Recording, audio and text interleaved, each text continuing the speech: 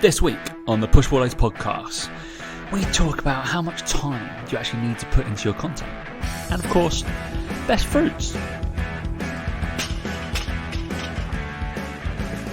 And 3, 2, 1, 9p a raspberry. Hey guys, welcome to the Push Pull Legs podcast with myself, Dan Meek. And me, Tom Hall. What's going on, buddy? I was nearly caught off guard by that. Very nearly. That one was like, different. What? Yeah. Confusing, mate. What's that all about? 9p a raspberry. Is that how much it costs now, is it?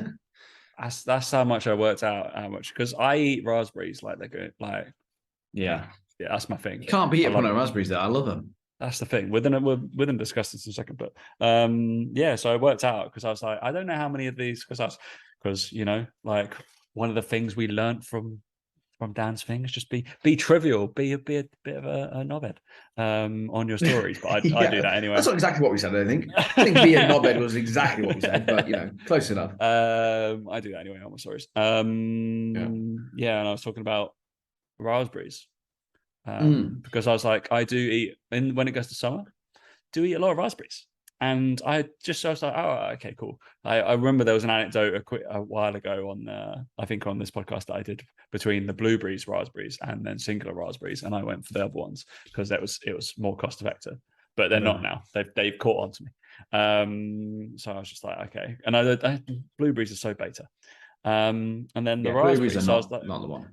And I was got them from Sainsbury's just because there's a Sainsbury's as I've walked from Regent's Park to Tottenham Court Road. And I decided to count out the raspberries in a punnet. Is there a standard amount? How much is a punnet?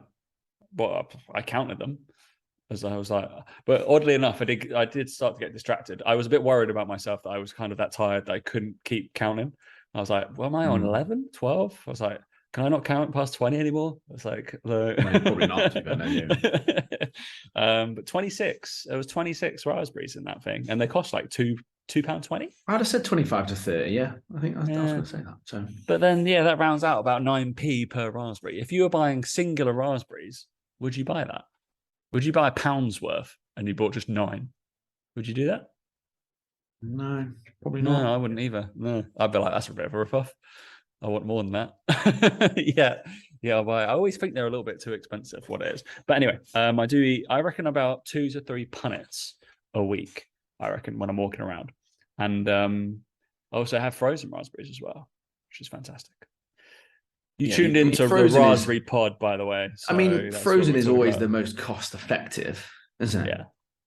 But you're only having them in a smoothie. That's the thing. You're not having you're not getting them out and going, I'm going to thaw my raspberries and have these as I walk around fruit. That's not happening. Anybody does that, please tell me. Don't think that's a thing. Better not be. Can't be a thing, can it? Literally can't be. Anyway. It's kind of, I did want to ask because it is that kind of, because we're a health and fitness podcast, right? So we should talk about best fruit, surely. Best fruit or best berries? Is that 2 separate things? No, because berries are fruit, Tom. So I think we go best. Best fruit. It's all included, I think. I've just I don't know whether raspberries going to be there. I think they're going to be raspberries. Yeah, they have to be. I think raspberries, pineapple. For me, love pineapple. And one of the how about this? I tell you what, there's another controversial category for this, right? Best fruit that's when it's ripe, but the worst when it's not ripe. Because that's all right. Because for me, right? For me, I absolutely fucking love mangoes when they're juicy and ripe and soft. But if you get a mango that's hard, I'm like the worst. And it puts you off. Bad, right? Yeah. And it puts you off, doesn't it? You know, like whereas banana, if it's ripe or not quite ripe, I still eat it. I don't really care. Like, not that bothered. It's like it's not as ideal, but I still eat it anyway. You know, somewhat crunchy banana is never really brilliant, but I get through it. But a hard mango, I'm like, nah, can't do it. Whereas strawberries, raspberries, when they're ripe, they're great. But when they're not ripe, you still eat them. They're okay, doable. Like not the end of the world. Mango is one of those for me that I'm just sorry. Night and day between the ripe and unripe version. Not even like unripe as in like completely unripe. I mean like, but just not perfect. Has to be perfect. Not there. I know what you mean. Yeah. I know what you mean. But then I guess There's always like avocados. Is that a fruit? Yeah. That's obviously you got a 15-minute window from when they're ripe and good. Yeah. When you get them out of the fridge or open the things. I hate that. It's just like, and it's brown. Great. Yeah. I saw that on, was it? No, it was apples as well, right? If you cut up apples and they go immediately start like oxidizing, don't they? And they just go brown. I saw that on Top Chef. They were serving, and then the apples were like, they cut them too thin, and then they were starting to go brown whilst they were before they were serving them. That's not good on Top Chef World All Stars. Shouldn't be making that mistake, should they, Daniel? But yeah, I'm gonna go raspberries, but I never understand why there's blue raspberry. Never seen blue raspberry. Why is that a flavor? Tell me. It's to distinguish the color between the red strawberry and the raspberry, I think. In sweets and stuff like that, they just made it blue, didn't they? Because What are blueberries then? No one wants blueberries because they're shit. So yeah. Tell me I'm wrong. Yeah, but we're going best for raspberry. Definitely the raspberry. You can come at me. It's not the apple. Bit boring. No, apple's solid, but it's not too mainstream, isn't it? Yeah, it's 6, 7 out of 10, isn't it? It's not, it's not going to be incredible. I think yeah, I do think raspberries up there. I think I have to be number one, to be honest. Anyway, I feel that's at least 5 minutes of fruit chat that we needed to get through. That was what's been going through my brain today. So not much going on in my brain clearly today. That is the most of my worries. But yeah, how are you? What's been going on? We weren't here for a week because Dan was actually here for a week, not in my house. He didn't travel this far south. We got a bit. No. I am crazy that I'm fucking knackered is what I am, to be honest. Yeah, putting on, so we had our 2 events, which obviously are tiring as they are. A couple of nights out thrown in the mix, and I just don't go out, and I do not drink, as people know, but I obviously do for the events. And then I had a week of full check-ins in between that and staying at Mike's house, so I was a bit out of my routine, a bit out of sorts a little bit with everything, and it's hit me. It's absolutely hit me. I'm not good. Today I've been useless pretty much. I've not really done much. Been a bit all over the place. I got in at what time I got in at 2 a.m. Found hard to get up to sleep, and then I woke up at 7 a.m. because the dogs in as well wake me up. And then I went back to bed until 11 a.m. Woke up still tired. So yeah, it's kind of hit me a little bit today. But no, it was good. It was good to see a lot of people listen to the podcast. Some of the OGs who listened to it from first episode. It says a lot about them more than anything else. And then obviously saw you at the event, my brother at the event, which was good. And the photo shoot went really, really well. And yeah, just had a bit of, I think yesterday in the airport, I had a bit of, reflective time. Just, realizing these events always make me realize kind of what we've done, which is always a bit weird. I think sometimes being online coaching them, sometimes don't see the effect you have on people, and you don't quite see maybe what you're building and things like that. And then when everyone comes together like that and you realize that maybe you are doing something right, maybe there are people who do care. I think it's always good. And I certainly felt like the shoot as well, speaking to some of the guys at the shoot and, what they said about the coaches that work with us as well. And, their credit to us and all this sort of stuff. It just makes you realize that doing all the right things, which I think sometimes is difficult to see as an online coach and to see for yourself. Sometimes you doubt yourself and think you can always do more. And yeah, I think it was just good to have that reflective time as well on that. But yeah, it doesn't last long. We go again now, don't we? Straight in. I know. We don't stop. You see, I want to see actually, because I thought it was really funny. Obviously, I have because I came to the event. I had 3 of my students there. 3 of my guys, I think, were there. Yeah. One I didn't even fucking know was turning up, Joe. Oh yeah. Just rocked up in the same fucking coffee shop as me as well, and he was like, "What's going on, man?" I was like, "All the things." I would have bought you a ticket if you told me. Just I had to buy some people tickets, but which was quite funny. But obviously, there was that case of, I guess, people looking up to you, and unfortunately, me and you are best mates, so I'm just like, this guy. Really? All right. It says I took some pictures which I thought were quite funny, and I haven't sent them to you actually because I didn't realize I took them, and then I was just like, I found it really funny, but there was just you just taking a piss at me. Yeah, 100%. I was just like, obviously there was some people who will be listening to this podcast, and you might have been in a little group with Dan. Where is it now? But there was some people just hanging on your every word, and I was like, "What is going on?" Yeah, This legends, you see. and I was like, "What is this? What is happening? Where is it?" I've scrolled through. Yeah, they're just smart, mate. What can I say? Do you know? Maybe you need to take a lesson from them. Listen to what I'm saying. Do you know? There you go. Like in that little group, just I sent it to you on WhatsApp, and just to see your reaction, just hanging on every word. You had a little group Yeah. around you. I was just like, "What is Don't worry going about it, on?" mate. And then like I was giggling, and then like obviously some other people were at the event that also had come to see you, and I was just like giggling. They were like, "What are you laughing at?" I was like, "This." I was just like, "What the fuck's happening here?" They were like, "Oh, there's chat," and I was like, Darren's never talked to that many people in his life. No. Just There you like, go. You see, it is see, funny though. different. Yeah. Tom saw a different side to me. You see, where people actually wanted to speak to me because An usually authority whenever he's figure. around, they I don't. like. He's not. Dan's not an authority figure in his own home. Like, No, damn right I'm not. Yeah. I was just like, if only Isabel and Laura gave you that much attention, Mate, they keep that'd me be great. grounded. They keep me grounded. It's probably for the best. It's probably for the best, you know. I thought it was Yeah. funny anyway. It was good funny. But yeah, I guess we go from a person that was attending the event. Dan was there as like a celebrity. And thank you to anybody that said hello. In terms of podcast wise, I had a few people just like, "Oh yeah, you are top. Hey man." I was like, "Okay." You are a It real was that person. Yeah, yeah. weird situation where some people obviously, I think, knew vaguely who I was, and then was like, "Are you that? Are you there?" And I was like, "Hey." Me. I don't mind saying hello to anybody. I'll talk to anybody. That's absolutely fine. And yeah, kind of a little summary, I guess, on not each talk. I mean, Dan and Mike talked first. I went and got some coffee during that time, and then I think, what were you talking about? Were you talking about niching? No, you weren't talking about niching. What was your first talk about? Yeah, niche and brand, that kind of thing. Was Like, niche and brand. Yeah, it was niche and brand. Yeah, which was good. Good for my boys because it's something I've talked about them endlessly, about niche and stuff like that. So it's all good. Yeah. And then it was interesting. Who was next? Your client, right? Steve, yeah. Steve, and I think, if I'm honest, I'm going to put Steve and Sean in the same bracket.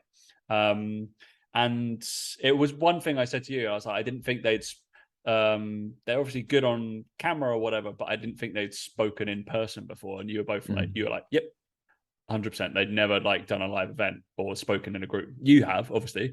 And then I was just like, yeah, it was a bit interesting to see like that charisma that they maybe put on a video is not the same as in person. It's a kind of a different, I don't know, a different beast, I guess, because those people are right there in front of you. But it was super interesting. From probably the biggest thing I can take away from those guys in terms of like, it's probably just time fucking doing it and making sure everything's how you want it in terms of videos and being as simple and turning up as fuck. I think that's what I wrote down. I did actually make some notes, amazingly. Yeah, in terms of like, especially was it like 15 hours of like social content, even though Steve coaches and stuff like that, he does a week. Yeah, he plans in 15 hours a week of content. We actually did a call in the members group not that long ago because people were asking, "Oh, how's he done so well? How's he got to here?" And I'm like, right, well, look, don't even think about asking for, help and guidance and advice unless you're doing 15 hours a week on content, because he was doing that before he got big. It was not like he got big and then decided to put more hours into it. He was doing that. He realized it needed to be done, and he does it in like little blocks of like I said, scripting, filming, editing, and like they're the three main blocks that you kind of have. And I don't think people quite realize, again, Sean said the same sort of thing, just realize the amount of effort that goes into it, like how many times they say the same line, how many times they repeat themselves and find the right edit and put that into the video. And people have this assumption they're just going to turn the video on and all going to come out in one take. And, they showed that it just doesn't really happen like that, and kind of how you can, create good videos. Because that's the thing that people have to remember, is that good videos are created. It'd be like saying, oh, like Lewis Capaldi singing his songs that he just wrote it in one go and then just sang it. Like, obviously fucking not, right? But yet with video, it seems to be like, and I say this all the time to people, I say, like, with movies, I say, do you know how many hours of footage goes into a movie? I'm not saying yours is a movie, but I bet the percentage of time is the same in like 1 minute clip that you're posting on Instagram, you might need to record 7 minutes of footage. Yeah. And I'm sure for a movie, it's probably, I don't know, probably more than that, even 10 times. If you've got a 2-hour movie, I imagine there's more than fucking 20 hours of footage filmed, And it's like, and when you say that, they go, yeah, obviously. Okay. Well, why would that not be any different for your 1 minute video on Instagram then? As a percentage, you might need to record 20 minutes of footage. Like it just baffles me that it's that way. And we talked about it, and I think both Steve and Sean probably touched on it a little bit. Is the fact that if you're an online coach, I think Steve was doing 15 hours of content and then 15 hours of check-ins. And I was like, well, yeah, that's about right then. It's about 50-50 split. Like, that's what you should be doing. And people just don't seem to get it. Because in a gym, you'd spend 15 hours in the gym just being there. But that's all you really kind of need to do for your marketing, because you're going to the location where all these people are based. You might converse with them, chat with them. Online, you've got to create that. So 15 hours, you've got to be doing the work needed to create that space where people want to speak to you, want to spend time and all that sort of stuff. But they don't get that. They really don't see that. Coaches just do not understand. And they think we're joking. I think when we say that about 15 hours, they think we're joking. I'm like, well, no, why would you not spend 3 hours a day on your content, Monday to Friday? What else are you doing? Like, because it doesn't take that long to do check-ins. They don't waste a lot of time. And I think like seeing those guys, it makes you realize just how much you can get done in a week in terms of videos. Like some of those guys are churning out 20 videos a week. Mad. It is crazy. Like, especially yesterday, so in that kind of piece, I was just like, all right, I'm gonna do a whole day of like, I did some storyboarding, as it were, because I was like, I'm inspired, as you always get outside of a thing. I was like, I'm gonna do it. And then I didn't have any one-to-one. Obviously, the big thing with me, I still do 15 hours, right? So 15 hours of literally PT a week. And then I was like, I don't have anybody yesterday. So I was like, all right, I'm going to do a whole day of content from about 10. So I have to check emails, blah, blah, blah, 10 till like 5. And then I managed to do 7 videos. That was it, whole day. I managed to edit them, but I was like, I probably did like 3 longish ones. And then I probably did about 7 or 8 total posts off the back of those. And I was just like, that was how much like that 10 till 4, like 6 hours managed to churn out. So I guess kind of similar, if we extrapolate it 3 times, yeah, that's probably about right. In terms of 15 hours worth of blah, blah, blah. And I was just like, I literally did the same thing. I did 2 hours of storyboarding, then a little break. Then I was just like, all right, I'm going to do 2 hours of filming, and then I'm going to try and do 2 hours of editing, which is like 6 hours worth. It's like, it's long. And the thing we talked about, and we had a call on Monday within the members group talking about this and talking about why and all this sort of stuff. And it's like, if you went to work at a job that paid you 30, 40 grand a year, and you would, hour by hour, you had to do all these things, you would just do it. But when it's yourself, you just don't have that level of whether it's desire, I don't know, accountability is probably the word. It's just like, it's not that much to do. Like if someone said to you, right, you've got a 40-hour week at work, what I want you to do is I want you to script, film, and edit 7 videos about these topics. I want to give them to you, these topics, and I want you to send 20 to 30 videos back to these people after seeing what they've said. You got to reply to them, right? And then also want you to, off the back of that, write 3 emails over the week. That's all I want you to do. You go, oh, that's right. All right, easy. And then someone actually planned it out for you and went, right, Monday morning, you can do this 3-hour block. Monday evening, Monday afternoon, this 3-hour block. And you could block it into 3-hour blocks, right? And you look at that week and go, oh my God, happy days, 40 grand a year for doing that. Easy. But when it's your own thing, people are, oh, I can't do that. It's too much. Can't do that. Oh, what? I haven't got enough time. And I'm like, okay. I take that view now. Like, I think me and Mike are very different how we coach people. I think he gets a little bit like, what the fuck are you doing? Like, sort it out. And I'm just like, okay, cool. If you can't do it, that's fine. No worries. It's your business, not mine. Like, you're the one that earning the money, not me. Like, I just think that there's different ways of motivating people. And I just feel like if you can't get motivated to do your own shit, fucking hell, like, you don't need someone going there going, oh, come on, you can do it. Like, because when that's gone, you're going to be fucked. Because you're back to where you were. I don't know. There's something about it I just find really strange. I think the amount of work I see some people doing for, minimum wage jobs, and they're putting a graft in, and you're sitting there asking a coach to spend 15 hours filming and editing a video in the comfort of their own home. I'm like, come on, mate. Look, like, Yeah, I just think sometimes it's just madness. When it comes to that. Too much, mate. Too much stuff. Just Yeah, just too do hard, isn't learn it? more. Do more qualifications. It's fine. Do some more scrolling. More scrolling. Yeah, And exactly. then the Yeah, last scroll. Yeah. the last one was obviously Simon Mitchell, who I liked his talk. That's the first time I've heard him speak. But obviously I've been following him for a while in terms of the stuff. But he knew exactly what he was doing. It's like, especially from, I mean, you guys called yourselves out in terms of like CTAs. So in the batch of content I did yesterday, I put a CTA in every single post just to see. I was just like, fuck it, I'm going to go that approach because it was interesting to see from, I think obviously that was designed in the talks, but Simon was very much about, all right, the people who follow, let's fucking make them customers. Let's like get as many of them as, even if you have a tiny following, let's get them all to fucking buy something off you. And I think that was a big difference from the. I'm 100% sure in terms of like the followings that Simon's would have more paying customs per following than Sean's and whatever. Yeah. So definitely 100%. 100%. And that's kind of why we did it that way and why we got those all the speakers we got in, because we wanted to show that balance in the between the two. Because on the one hand, Simon's stuff is correct, and I do believe that it's 100% right. But if you've got 200 followers, it's pointless. It's pointless. Yeah. So you have to have a certain number of followers. It's like, well, how do you get those followers? Well, you need to listen to Sean and Steve a bit more.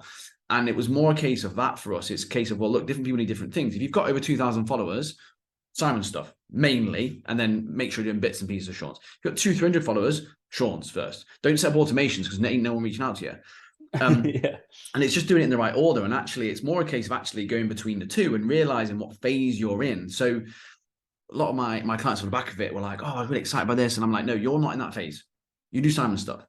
You're actually in this phase where you need to grow, or whatever. And there's loads of different caveats to it. And that's the thing, is it's trying to figure out where you're at. Because for me, if you're in a position where you've got all the stuff that Simon talked about set up, where, every single person's got a touch point with you, they're going to potentially be a lead, they're going to try and get something off you, and you do that and you settle that up before you grow and you go massive, then it'll be done automatically for you. If you try and grow first and then implement Simon stuff, it's almost a waste of time because they're already following you and they're already lost somewhere on your page, and then maybe not. It's harder to get them back on side sometimes because they're not as engaged. Yeah. So it's definitely between the two. And the thing I like about Simon stuff is it's definitely usable for a lot of people.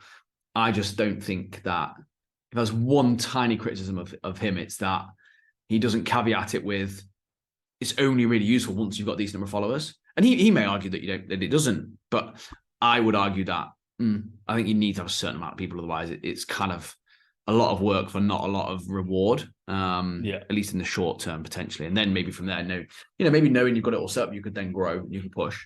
But yeah, it's just knowing which battle to pick first. I just think because I've had this discussion when we did PT coaching, right? At the PTC. This was always my battle as well with Luke, because Luke was very much about as many automations as possible.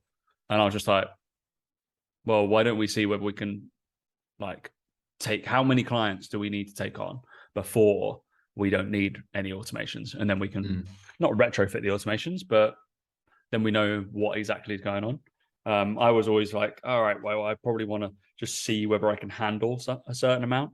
And then I'm like, all right, well, I need an automation for this because it's taking too much time on this bit. I was like, I don't know which is taking too much time right now. If it's just a case of boom, reply, I was like, all right, well, that can be done as an automation that I don't need my quality and control for. I was like, maybe something else. So I was like, I'd rather grow a little bit, then start to set up automations, and then be like, I think I sit similar side to you. It's just like, yeah, you still need that audience or those people coming towards you, but you can still probably take them in. Certainly from my point of view, I don't have a lot of automations set up. I have a fair few automations set up in the business once you're already in, which is fine. But I don't have much in terms of like marketing. Maybe that's something I could just look at now. It's just like, okay, like all the ManyChat stuff. But apart from email lists, but yeah, it's something that obviously I just take away. I was like, maybe do this. Okay, cool. But yeah, it was good takeaways. Everybody learned something, I believe. I was tired. But yeah, it was nice, mate. Good job. to be another one next week, right? Yeah, that's it. Yeah. Oh God, it's just it takes so much out of you. Like gets you, and then obviously got the shoot as well, which again just to amplify it even more. Which was fun. Those days of like speaking, just you realize like you buzz off them in terms of being like you're probably very similar to me, kind of like I don't know, an extroverted introvert kind of thing. Can like be around people, will buzz off it, but then I need to come back to my safe space for a little bit. I'm like, I described it as I just felt like my social battery was low, like for people that I didn't know. So like if I was with other people then I knew, I'd be like, okay, fine, I'm cool, I can chat. But it's then having to impress, it sounds wrong, but like having to just be alert and having to make sure that you're everybody will be gagging to see that photo that I just sent, and they'll be like, look, he was impressing, laying all the moves. It's that whole thing of like that's what it is. It's in the company of friends and family, you're fine. It's just that you can't just deal with on a group. It's a different kind of thing as well, like because it's really an odd thing. Like if me and you can hang out for like a week, 2 weeks, right, and we can happily just like mong out, and you don't have to say anything for a while. Yeah. But it felt like when you're in that kind of person, like saying like Dan's like on, you're like, all right, I have to be. Hello, I'm approachable to Mr. Daniel like the whole time. I have to make the first move every time. I could just see like, obviously, I know you well enough to be like, and Dan's like, I want to go to bed. I need to be in bed. I want a burger. I want to go to bed. That's it, mate. Also, Leeds, up your fucking burger game. Like you didn't have a good one. I didn't have a good one. Also, we walked into one that were, and then they were like, oh no, sorry, no walk-ins after 9 o'clock. We were like, it's Friday night. Like, what do you mean no walk-ins after night? I'm pretty sure you can make 2 burgers. No? Yeah. Isn't it mad how businesses don't want your business? Like we were like, it's not full in here. I was like, we're probably going to spend like 20 quid each. Like probably, I was like, what the fuck? It was so weird. We were like 5 minutes after 9 o'clock. We're like, we're not taking walk-ins anymore. I was like, loads of tables free. It was really odd. I was just like, imagine if a coach did that. Like, oh no, I've only got about 17 hours free left in my week, so not too sure if I can take you on. I'm sorry, what? I don't know. I've only got 7 clients, getting pretty full. Only 3 spaces left. I think you can train more than 10 people. I think you can, unless you're charging $1,000 each. Then you're right. Funny, mate. Other than that, mate, we haven't got a great deal to talk about because nothing's really happened in fitness, and we both shut ourselves off from the world of fitness. I think over the last few weeks, couple of weeks, week, I don't know, whatever it's been, which has been fun. Also, there was one like Athletes Authority, a company that I like in Australia, put out a post dicking on Joel Seedman and that other guy. There's another guy, Real Athletics or whatever. I'll send you some his posts. I'll get you to follow him. I think I follow him because I think all his stuff's really funny. We can do a whole topic on that. We'll do Joel Seedman is just still so funny. I still think he's a joke account. I still think it is. I don't. There's the other one. I'll send you the Instagram now, but and you can give Real Athlete. There's the one where he was throwing the Swiss ball against his client's head that got a lot of people messaged about it, didn't they? Or like reshared or remixed. Sorry, remixed. That's the one. Remixed his video on. But he's doing it to get followers. People follow him because he's a fucking idiot and that sort of shit. But it's just that the pull-up one with the safety squat bar above the rack. It's just like you're just doing a pull-up, mate. Right? It's just a normal pull-up, but you're just trying to make it look different. That was the one I've got. Yeah, he was doing a trap bar deadlift and he was like hitting him with the Swiss pull.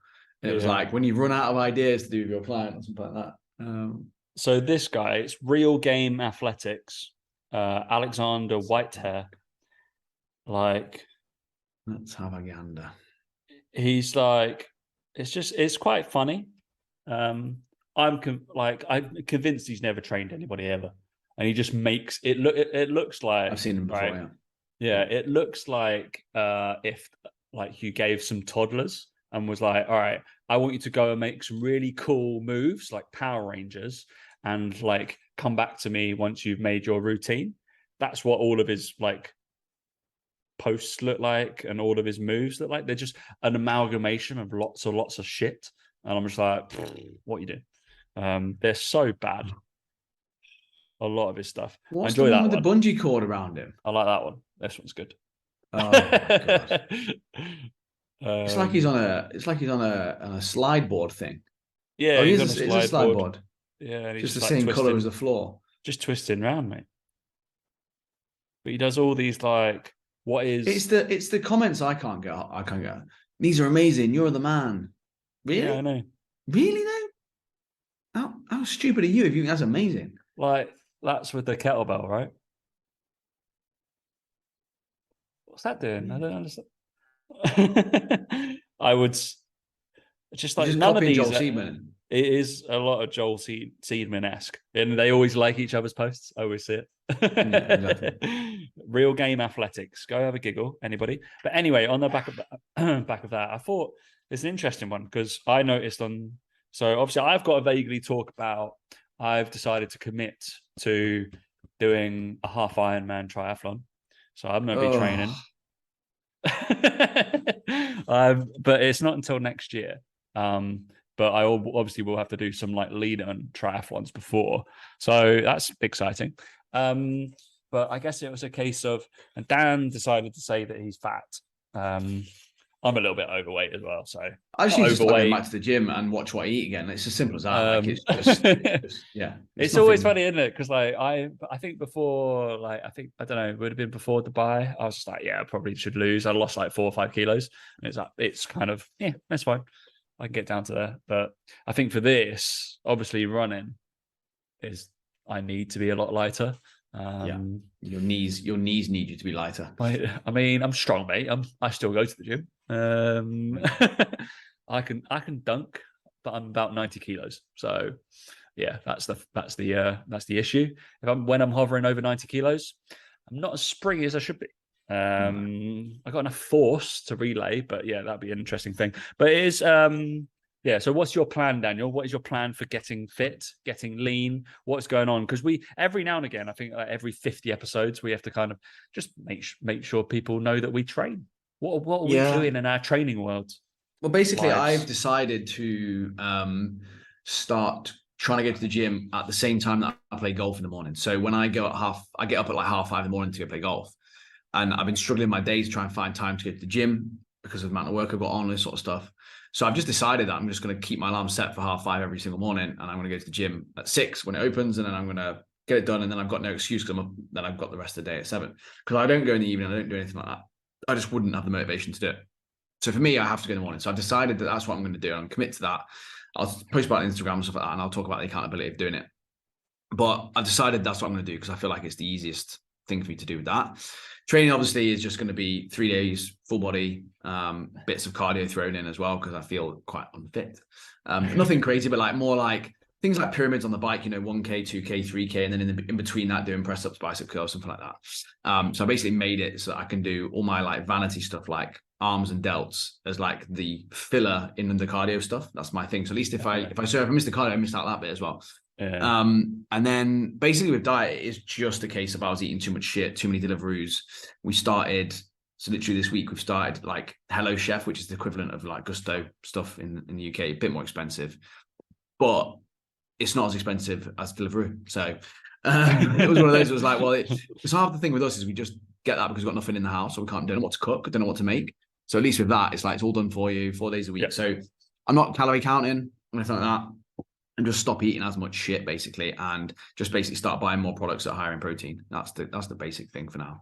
And I think unfortunately I've got to test it now I'm back. I couldn't tell if it was because of the moving around and the stress and that sort of stuff, but I think, Tom, I may have an issue with dairy now. Not a big one. Oh, yeah. how the turns have tabled. I've noticed over the last 4 weeks before I went to the UK, and had a couple of times I've been a bit like, that's not normal. Like I didn't have that before. So I've started to I'm gonna have to play around with it and see what the deal is with that. I might have to start having fucking oat milk flat whites. Fucking things. So yeah, I'm gonna see. I had a yogurt today, so I'll see again the rest of the day. I feel okay today, to be fair. I feel all right on that. But it could be that it's more milk based stuff rather than yogurt. I don't know. Who knows?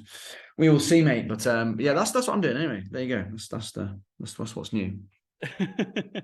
It's so funny because I like, so anybody knows I can fart quite a lot when I have dairy, but I only realized during, like, when we were coming out of COVID, like the four of us went away. So my sisters and my partner at the same time went away to somewhere, and then like I had some cheese, and it fucking destroyed me, absolutely floored me, and I was like, this isn't normal. And then like obviously had some more cheese because, you know, the definition of insanity, do the same thing, expect a different result. I was like, I can't do that. I can't be. And it was only because the time, like I never really had.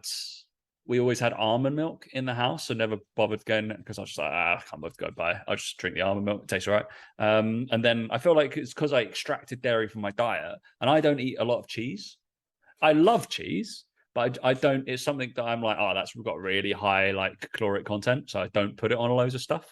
I'm like, it's probably not worth the calories. Yeah, I have cheese on toast or like a pizza every now and again, but I'm just like, yeah. And then it really fucking screwed me, and my stomach went crazy. But yeah, that's why I switched to oat.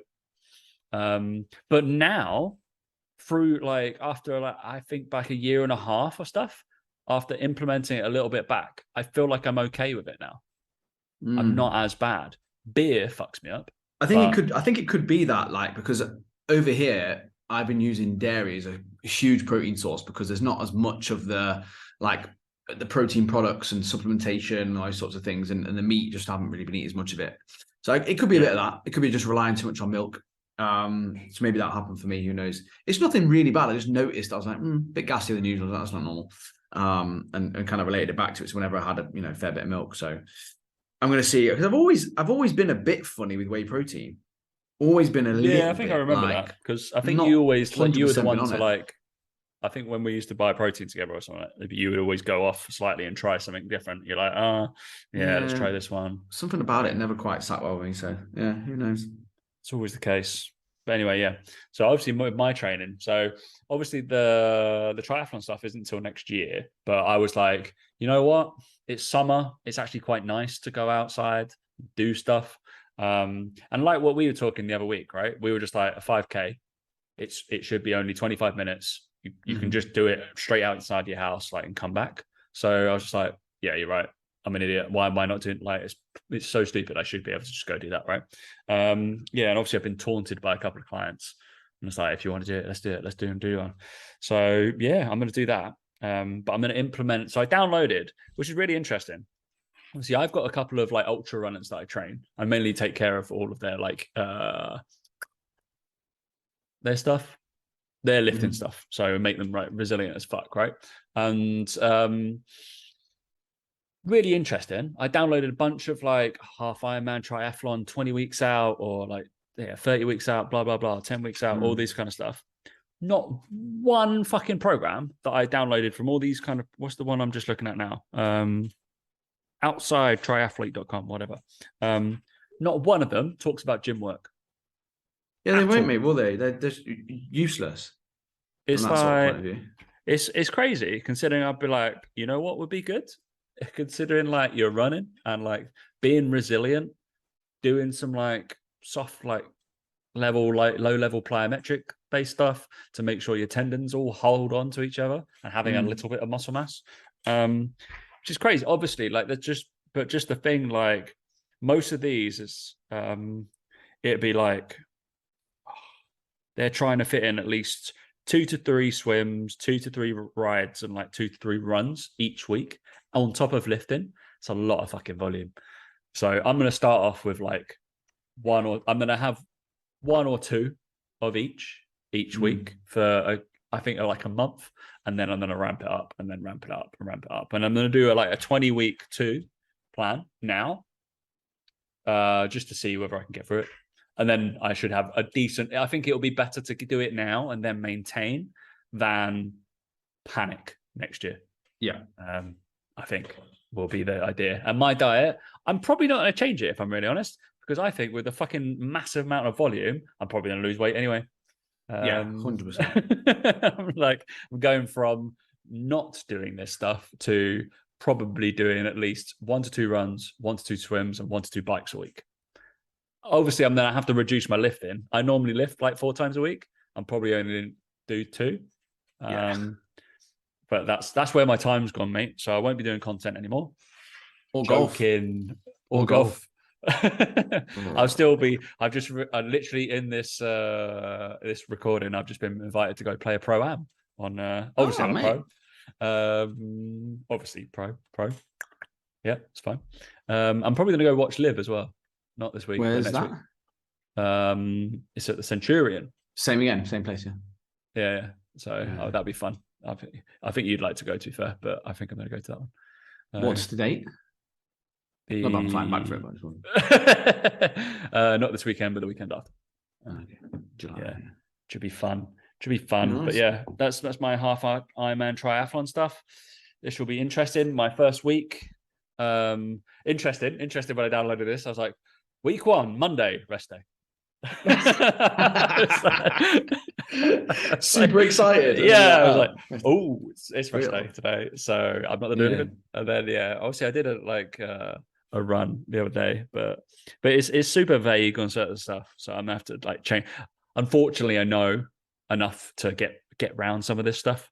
But yeah, it will be super interesting, like because there's obviously like double sessions on a bunch of these days. So I'm probably for the start, probably not going to do double sessions. I'm not going to be swimming and running on one day. Not yet, anyway. I will have to. It seems a bit excessive. Yeah.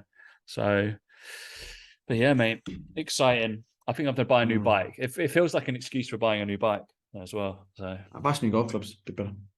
I don't need new golf clubs. I can't. I already spent. Well, how much was my driver? I can't really spend it. I can't even fucking hit it. So I'm about to say, can't even use it anyway.